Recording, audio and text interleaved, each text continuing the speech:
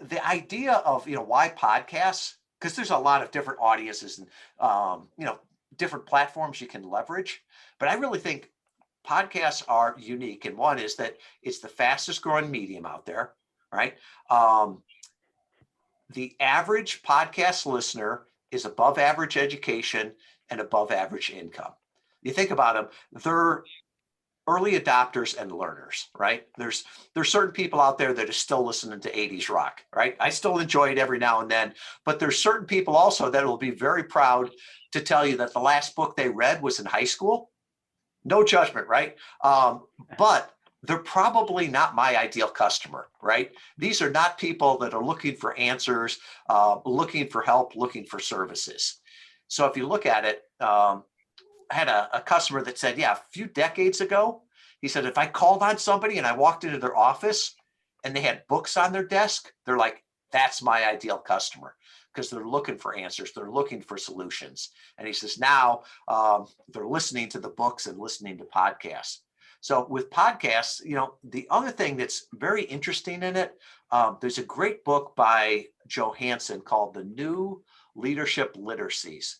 He's a futurist out of Stanford. And one of the things that he made the observation of was, he said, the future is in vivid audio. And at first when I read that, I'm like, no, that's wrong. It's vivid video. And his point is that audio has a longer shelf life, right? So I can remember watching Star Wars with my kids.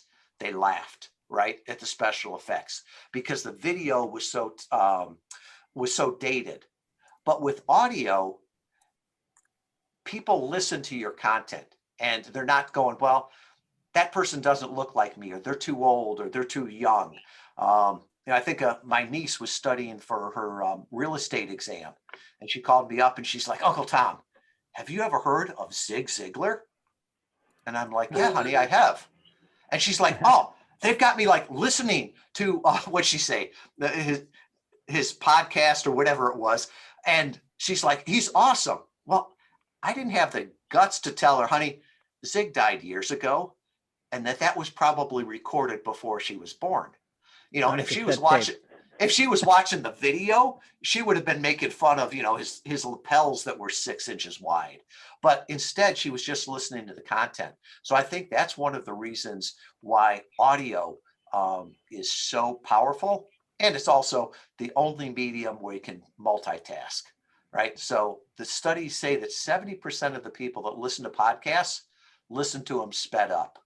There's no other medium you can really do that. And you figure most people are doing it while they're driving, while they're, doing the yard work, things like that. So for busy people, busy learners, man, it's a great opportunity to get, in their ears, undistracted for 30 or 45 minutes. And I would say that's the primary use case, right? I mean, I listen to a number of podcasts, and the only time I listen to them is when my hands are busy, right? I can't read. I can't, I'm doing something else, and I want to, I want to listen to something while I'm doing it. So that's the primary use case for me for a podcast. It is. And then, there's 2 million podcasts out there. So there's a podcast for everything. And you can get them very, very targeted, right? All of our studies, and we've done a lot of studies on it, have shown there's no correlation between the size of the podcast and the results of the podcast, right? Bigger is not better, better is better. So, if you can find that audience that's ideal for you, it's the old thing, there's more fish in the ocean than there are in a barrel. But man, I'd rather go to the barrel every time. So, if you can find where your ideal audience is and talk to them, it's amazing. If you think about it, it's almost like they've opted in 100%. So you've got 100% opt-in. And the studies also show that 80% of them listen to the entire episode.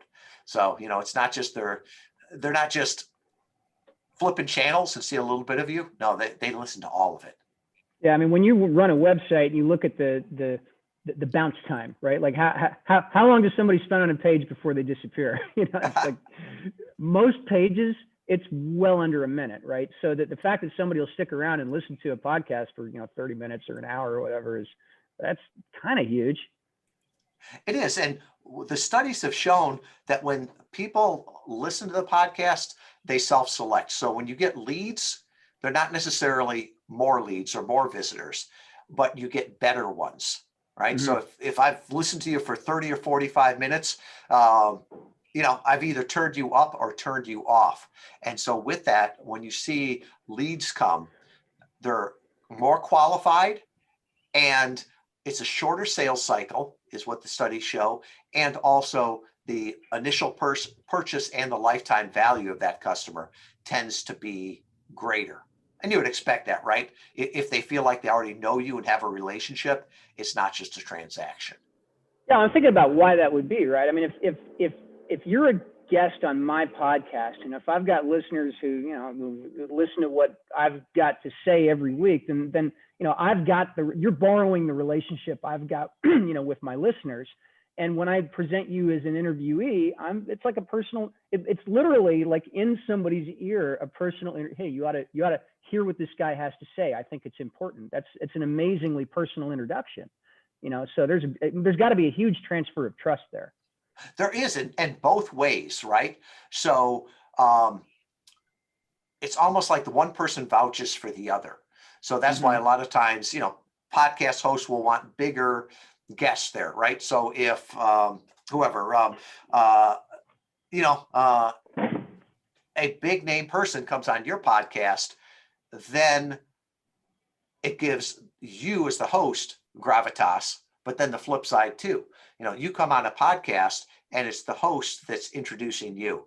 And, they can say things about you where, if I said what Jason said for my introduction, I introduced myself that way, it'd be like, man, that guy is full of himself, right?